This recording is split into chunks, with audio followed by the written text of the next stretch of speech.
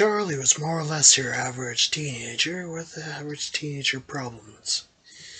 He went to school, hung out with his friends, and everything else one would expect. Charlie did have a slight interest in the paranormal, but didn't know where to start. He didn't have any money and felt too embarrassed to outright buy a Ouija board.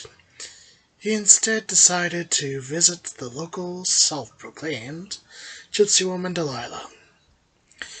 He explained his problems of not having any money but wanting to contact the paranormal. Gypsy Delilah smiled sadly at his plight, but acquiesced to his request. She asked him if he had a laptop. Yes, he replied. What teen didn't have one these days? Delilah nodded at that, as she explained that he could just type one out and use something circular as a planchette. Charlie smiled at that and thanked the gypsy woman and was about to leave when she grabbed his arm with surprising strength. Whatever else you do not forget to lock all the doors and windows of your house before you begin. Do that first, she warned, letting Charlie's arm go. Charlie rubbed his arm but promised to do that before he started and left for her shop.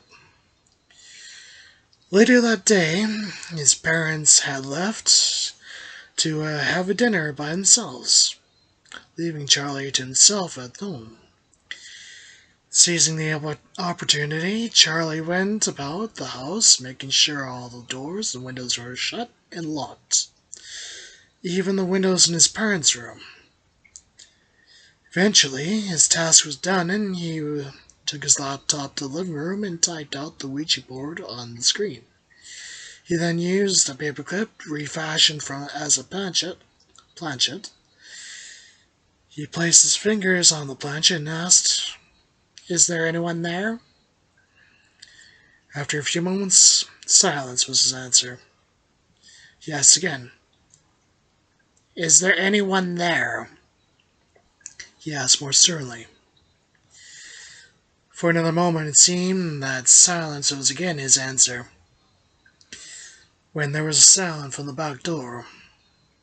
A click could be heard, as it sounded like someone was trying the door. Then a tap from the nearby window, and each window in turn towards the front of the house. Tap, tap, tap, till the sound of a click as someone tried the front door. Charlie almost got up when he felt the planchette move under his fingers to yes. Charlie asked who was there. Slowly the planchette moved about the board, spelling D-E-M-O-N, demon. Charlie sat there a moment before asking, "Are you going to hurt me?" Planchette moved to no. "Why?" Charlie asked. Slowly again, the planchette moved about the board. "You followed the rules," was its response. Conversation turned to more pleasant topics. Charlie asked the demon why he wanted to talk to him. The demon was cordial in its response, and they carried on back and forth until Charlie heard his parents pulling up in the driveway. Charlie quickly told the demon he had to leave, but asked if he could talk again in the future. The demon said yes, but reminded Charlie of the rules. Always make sure the doors and windows were locked. As the months went by, Charlie contacted the demon several more times. As the conversation progressed, the demon became more powerful, enough to influence them to type its response on the laptop screen rather than spelling out through the planchette. Their conversations always ended with the demon reminding Charlie to lock the doors and windows. Eventually, Charlie wanted to show his friends. One day, his parents had to go to town and help out at a family fair. Charlie was allowed to stay behind and even had some friends over. They gave him money for pizza and left. Eventually, 4 of Charlie's friends came and they had to run the house. Charlie was all... Well, Charlie had already pre-checked all the doors and windows. The teens played video games and watched Netflix into the night until the pizza delivery arrived. It was decided that one of Charlie's friends would retrieve the pizza. 5 teens ate, and soon Charlie decided to show what he'd been doing at home all this time. He placed his laptop down and typed out the Ouija board. His friends laughed, but Charlie shushed them and called out, "Is anyone there?" His friends were silent, not sure if he was serious or playing a joke, but waited for the expectant shoe to drop, when they all heard jolted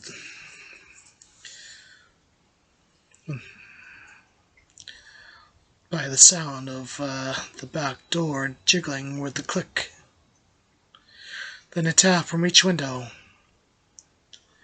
Charlie's friends were startled with each tap as they went through round the house towards the front. Tap, tap, tap. Till finally the last door was the front door. Silence followed. The Ouija board on the laptop screen blanked. Then the words that slowly typed out across the screen sent a chill down Charlie's spine. "Somebody forgot to lock the door. I can still get in. Inside." There was a sudden loud bang from the front as the door seemed to explode inward. More words typed on the screen. "Now I'm inside. Run and hide. Because if it was you, you better hide." A guttural roar came from just inside the door as heavy footsteps stomped into the house. The screams from the poor boys could be heard from several doors away. Neighbors in there called the police. When the police arrived, somebody forgot to lock the door was carved into the outside of the front door again and again.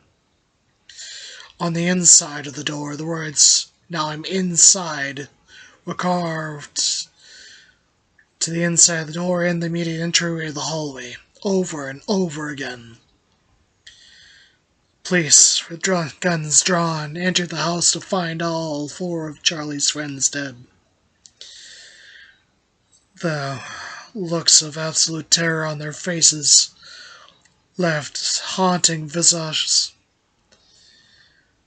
Charlie was found later. He had slipped into the hollow recess of the pulled-out couch. The color had drained from his face as he stared blankly into empty space. For a long time, the only thing he could utter was, "I forgot to check." Days later, the psychologist he was seeing wanted to recreate the Ouija board session to prove that demons don't exist. 20 minutes later, there was a 911 call from his office. There was a few seconds of screaming and some sort of animal roaring before a half-second of silence. Then a text-to-speech voice spoke the words, "Somebody forgot to lock the door. I can still get in. Inside. And if it was you, you'd better hide."